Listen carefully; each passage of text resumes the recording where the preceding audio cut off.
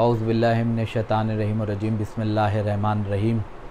मोमिनीन किराम, जैसे कि आपको मालूम है कि परसों 20 अप्रैल को शिया सेंट्रल वक्फ बोर्ड का चुनाव होने जा रहा है, जिसमें मुतवल्ली कोटे से 2 मेंबर चुनकर वक्फ बोर्ड में आएंगे। और हमेशा से यही रहा है कि ये मुर्तद वसीम रिजवी जो है वो इसी कोटे से वक्फ बोर्ड में आता है और उसके बाद वो कोशिश ये करता है कि उसी में सारे मेंबर उसको चुनकर चेयरमैन बना दें। और अब की भी उसकी कोशिश यही है। और इसने अपने साथियों के साथ, जो कि 8 लोग खुले हुए वसीम के साथ सामने आ चुके हैं, जिसमें इब्ने हसन हैं, असद अली हैं, फैज़ी हैं, आसिम हैं, अब्बास आमिर हैं, अहमद अब्बास हैं। इसी तरीके से ये ख़ुद है मनहूस जो वसीम है, जिसने कुरान की तौहीन की, अहले बैत की तौहीन की। तो हमारी गुजारिश ये है तमाम लखनऊ की अंजुमनों से, उलमा से, मोमिनीन से, कि आपका ये दीनी फ़रीज़ा है कि आप अपना दीनी फ़रीज़ा निभाएं और इस मुर्तद को जो लोग वोट देने जा रहे हैं उनको या तो समझ सके तो समझाइए कि ऐसे शख्स को वोट ना दें जिसने कुरान की तौहीन की, जिसने अहले बैत की तौहीन की, जिसने पूरी दुनिया में शियों को रुस्वा किया है।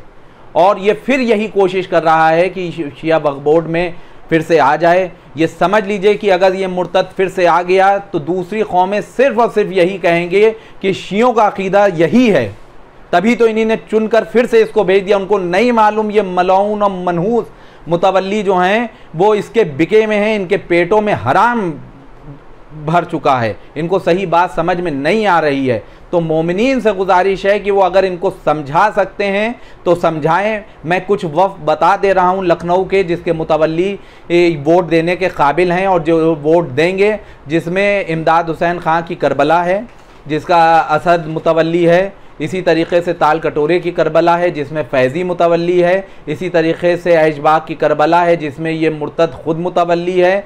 इसी तरीके से यतीम खाना है, जिसमें ये मुर्तद ख़ुद अध्यक्ष के पद पर है और ये वोट डालने का अधिकार है इसे।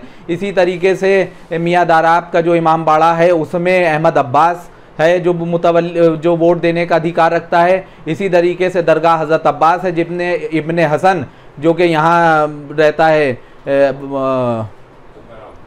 अरे ये तोप दरवाज़े में रहता है, वो है मुतवल्ली। और इसी तरीके से आगा बाखर का इमाम बाड़ा है, जिसका मुतवल्ली वोट दे सकता है। इसी तरीके का सज्जादिया इमाम बाड़ा वो है, सज्जादिया ट्रस्ट जो है जो यहाँ आलमनगर में है, उसमें जवाद अली है, वो मुतवल्ली है। इसी तरीके से कई वफ़ ऐसे हैं जिसमें 1 लाख की आमदनी वाले लोग वोट दे सकते हैं। आपसे गुजारिश ये है कि इनसे जाकर मिलिए, इनको समझाइए कि पूरी कौम की बेइज्जती होगी। उलमा जो इन सब के घरों के पास रहते हैं वो अपनी जिम्मेदारी निभाएं, वो वहाँ पहुँचें और इन लोगों से कहें कि इस मुर्तद को या इसके साथियों को वोट ना दें। जैसे पूरी एक मुहिम चली थी कि जिस शादी में गाने बजाने होंगे उस शादी में उलमा शिरकत नहीं करेंगे, उसी तरीके से मुहिम चलाना पड़ेगी। जो इस मुर्तद को वोट देगा ना तो उसकी शादी में शरीक होया जाएगा, ना उसके क्या मजलिस में शरीक होया जाएगा, ना उसके क्या किसी भी गम में शरीक होया जाएगा, ना किसी खुशी में शरीक होया जाएगा, ना उससे कोई ताल्लुकात रखेगा, ना उसको अपने घर में बुलाएगा, ना उसके घर में जाएगा। तो आप लोगों का दीनी फरीज़ा ये है कि इसको रोकिए और इसके वोटर्स को जाकर समझाइए कि आप लोग वोट इसको ना दें। अगर आप वोट देते हैं और ये फिर से आता है और जो ये बयान देगा उसमें बराबर के ये मुतवल्ली भी शरीक होंगे। 2-2 कौड़ी के मुतवल्ली हैं, 2-2 कौड़ी के जो मौलाना के खिलाफ बयान दे रहे हैं, उनकी हैसियत नहीं है कि मौलाना के सामने सही से खड़े भी हो सकें। उनकी धूल बराबर भी वो 2 कौड़ी के मुतवल्ली नहीं है जो मौलाना के खिलाफ बयान दे रहे हैं। अपनी हैसियत में आ जाए, अपनी औकात में आ जाए, वरना उनको हैसियत भी बताई जाएगी और उनको औकात भी बताई जाएगी। बहुत बहुत शुक्रिया आपका। खुदा हाफिज़।